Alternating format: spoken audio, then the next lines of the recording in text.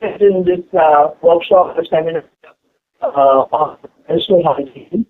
I think we've been talking about the need for awareness on menstrual hygiene publicly and openly for quite a while now, more than 2 decades really.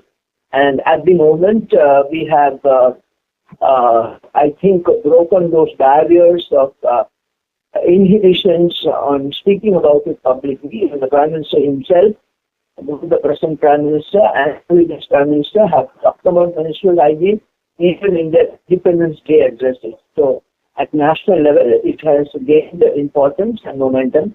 When we were talking about it more than 25 years ago, it was not so recognized. So the importance of it is better known.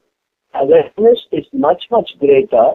I think as far as I am concerned, since I have lived through these last 2.5 decades of talking about menstrual hygiene, I think we should move to the next phase of talking about menstrual hygiene and management of menstruation in terms of the lessons we have learned and the problems that we are facing now. I would like to highlight specifically the creation of this awareness has led to a multifold increase in the use of feminine products. These include sanitary pads and all sorts of other feminine hygiene products in the name of menstrual hygiene, in the name of feminine hygiene. As I see it now, with these 25 years of experience, I see a huge problem with some of these products. One, the quantum increase in menstrual hygiene product waste is phenomenal. Earlier we had very small quantities of sanitary pads. While the pads had to be disposed of, now practically village level, at least I can say as far as Tamil Nadu is concerned, these are increasing, and the problem of disposal of these non-degradable sanitary pads, which are actually biomedical waste now, is a huge problem. We don't have proper methods of collecting it. Manufacturers have not given bags or systems in which these can be packed and safely disposed. The sanitary workers dealing with hygiene and clearance of garbage have often to pick up soiled menstrual waste, sanitary pads and diapers which are easily soiled with their bare hands because it is being dumped with all the other waste. It is a huge problem. In some cities, maybe at a higher end level of proper separation and segregation. As we are increasing the awareness and increasing the use of non-degradable sanitary pads, which consists of using all kinds of absorbent materials in the name of sanitary hygiene, the disposal has become a huge problem. And at the moment, our disposal of the sanitary pads, even if they are collected hygienically, is only incineration. There's no way we can reuse it or in any way do anything else but incineration. And as you know, incineration is about, in waste management, it is the worst possible thing that you can do in terms of the toxic fumes that you are creating and the difficulties in incinerating all over the place. We had ourselves promoted incineration at the early stages for small quantities. As these quantities are large, we need systems of incineration which are large in number, which are decentralized, and that function. So this is a huge problem. So at the moment, we have to actively promote the idea of reusable menstrual pads, of disposable menstrual pads in terms of biodegradable material. There are many efforts going on in this direction. One is, of course, the menstrual cups, which can be reused. The other is using cloth and washing and reusing it hygienically The whole idea is that we have plenty of sunlight in the rural areas. In every area we can sun dry it.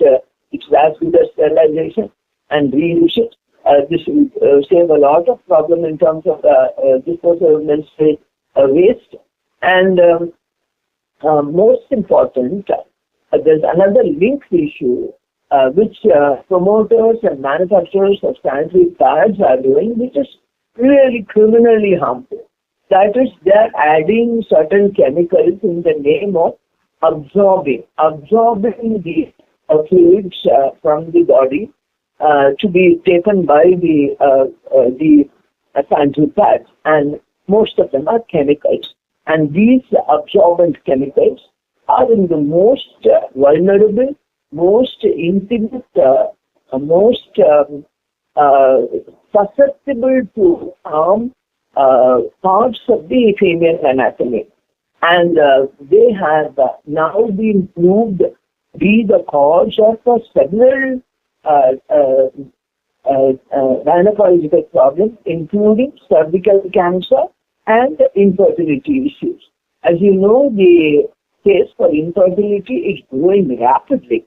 We did not have so much of infertility issues. Well, there are many reasons, but the reproductive part being subject to chemical interactions is definitely a cause.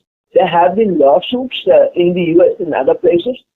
Feminine hygiene products have been proved to be cause for cervical cancer and for many issues related to gynecological difficulties. I think we have to raise these issues now.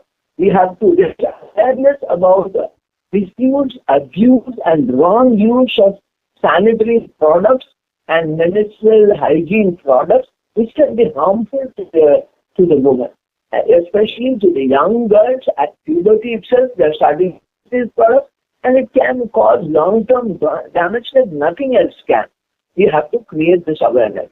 Recently, in a school in Tamil Nadu, I found a rural school under the leadership of a male supervisor. The children had developed from water hyacinth leaves menstrual hygiene product, a sanitary pad, which is a win-win situation.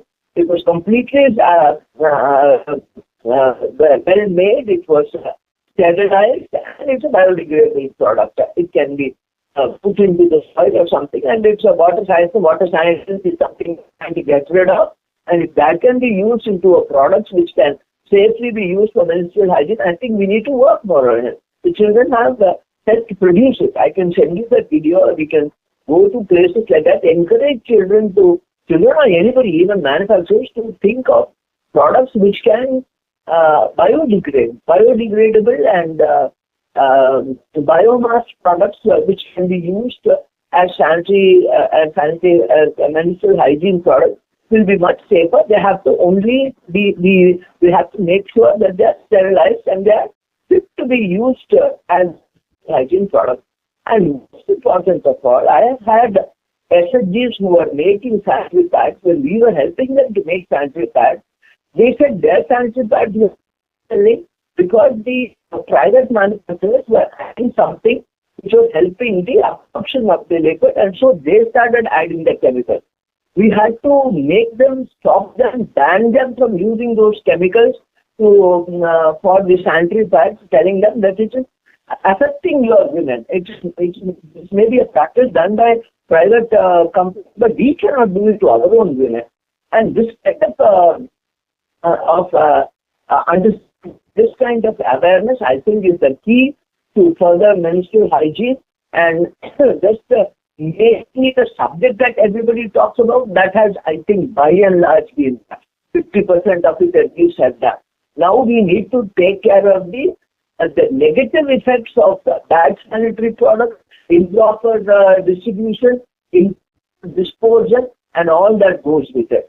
So I think we need to research about it, we need to do awareness about it, and make a package of awareness based on all these inputs we have got over the last 20 years, which is the inputs would be different in rural areas, different in economically different sections of the people, and later. So keep that in mind and develop a framework for the next 20 years.